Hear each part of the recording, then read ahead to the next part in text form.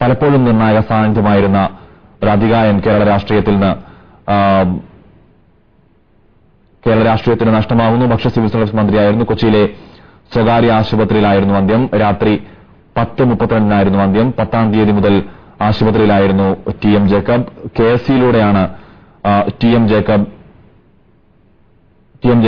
രാഷ്ട്രീയ പ്രവേശനം നടത്തുന്നത്. 71-ൽ KSCയുടെ സെക്രട്ടറിയായി.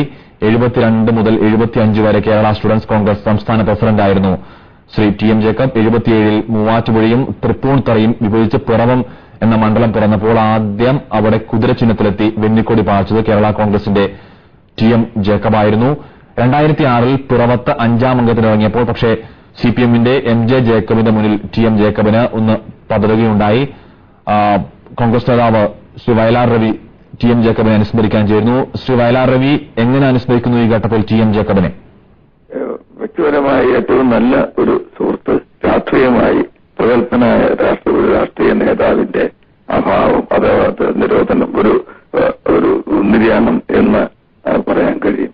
ടി.എം. ജേക്കബ് തന്റെ കഴിവുകൊണ്ടും തന്റെ അറിവുകൊണ്ടും തന്റെ പഠനശേഷി കൊണ്ടും കേരള രാഷ്ട്രീയത്തിൽ സ്വയം വളർന്നു വന്ന ഒരു നേതാവായിട്ടാണ് ഇതിനെപ്പോഴും കണ്ടിട്ടുള്ളത്. അദ്ദേഹത്തിന്റെ എല്ലാവരും അറിയാവുന്നതുപോലെ നിയമസഭയിലായാലും നിയമസഭയ്ക്ക് പുറത്തായാലും അദ്ദേഹത്തിന് പഠിച്ചു പറയുന്ന കാര്യങ്ങൾ എല്ലാവരും എപ്പോഴും ശ്രദ്ധിക്കുമായിരുന്നു. അതുകൊണ്ട് തന്നെ അദ്ദേഹത്തിന് ഒരുപക്ഷെ പ്രതിപക്ഷമായിരിക്കുന്ന അവസരങ്ങളിൽ എത്തിയിരുന്ന പോലെ ശത്രുക്കളും എതിരാളികളും അതുപോലെ ഉണ്ടായിട്ടുണ്ട്.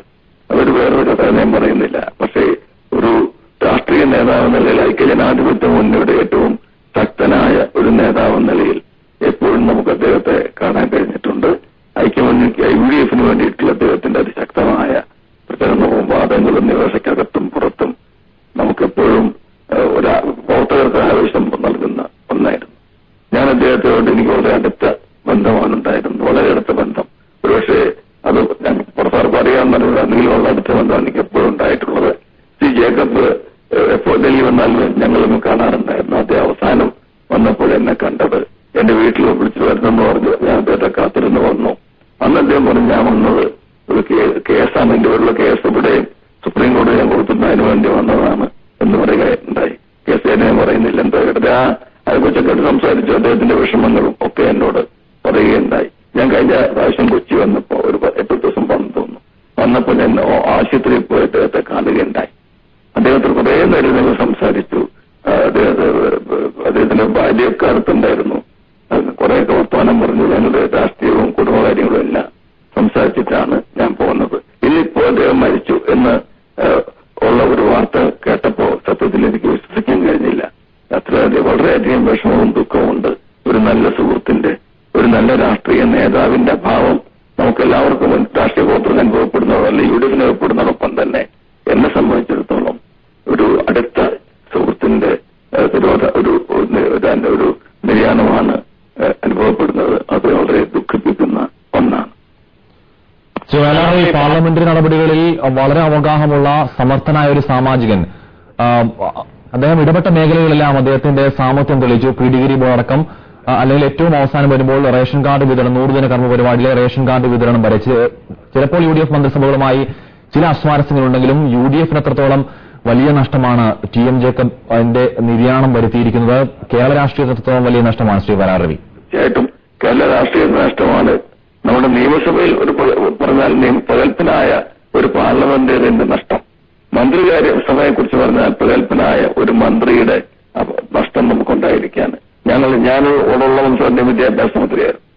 എനിക്കറിയാം പല കാര്യങ്ങളിലും നിയമസഭയിൽ തന്നെ പലപ്പോഴും ചില കാര്യങ്ങൾ ഞങ്ങൾ തർക്കങ്ങളുണ്ടായിരുന്നു. അതുകൊണ്ട് മറ്റേ ഒറ്റയ്ക്ക് സംസാരിക്കുമ്പോൾ നമുക്ക് ഇങ്ങനെയാണ് കാര്യങ്ങൾ എന്ന് പറഞ്ഞ് അത് തീർക്കാനുള്ള കഴിവും അദ്ദേഹത്തിനുണ്ടായിരുന്നു.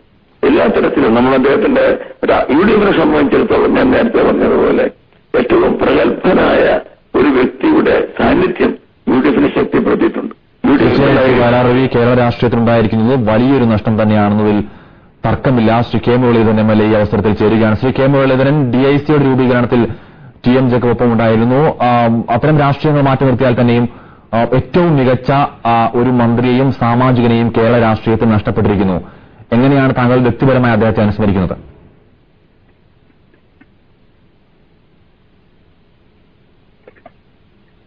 ശ്രീ കെ മുരളീധരൻ കേൾക്കാമെങ്കിൽ. ആരെയാ വിളിച്ചത്?